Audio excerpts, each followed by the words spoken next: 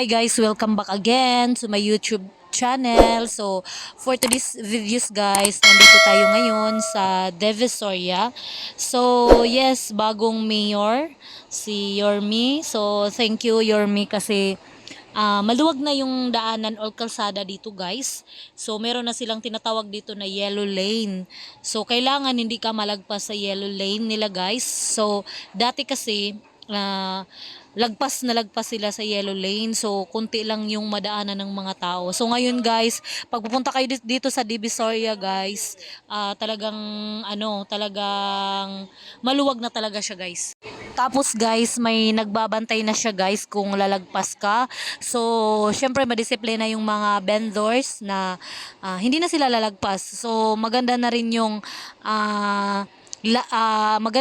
paglalakad nyo kasi hindi na siya traffic. So, mabilis lang siya guys. Dito banda to sa may Divisoria Mall. Tapos sa kabila, Santo Cristo. Tapos sa kabila naman sa Tavora. So, maluwag na guys. Hindi katulad dati guys na isang kartilya lang yung dadaan mo. Pag dadaan ka sa may kartilya, talagang masikip talaga siya guys. So, yes, thank you Yorme kasi lumuwag na ulit ang Manila. Tsaka malinis na siya guys. Wala nang mga basura.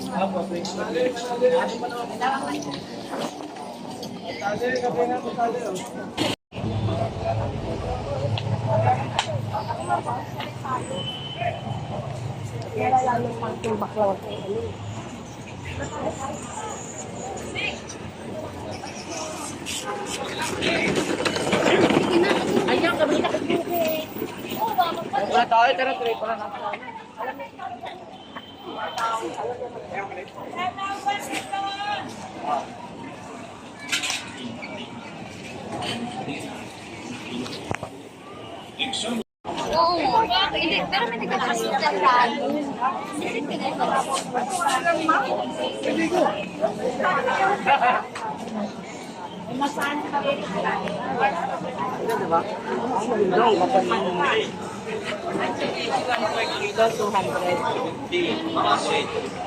Hindi sayang ang pera nyo dito. 100 po ang isang balot, ang original na Pinoy.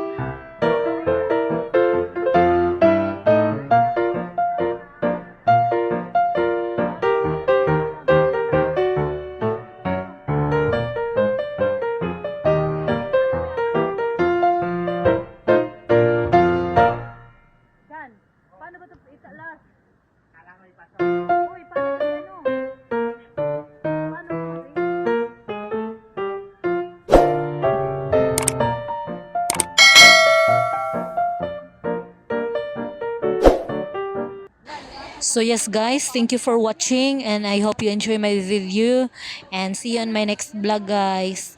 So God bless you all. So punta na kayo ng Divisoria guys, maluwag na siya guys. Promise. Bye guys.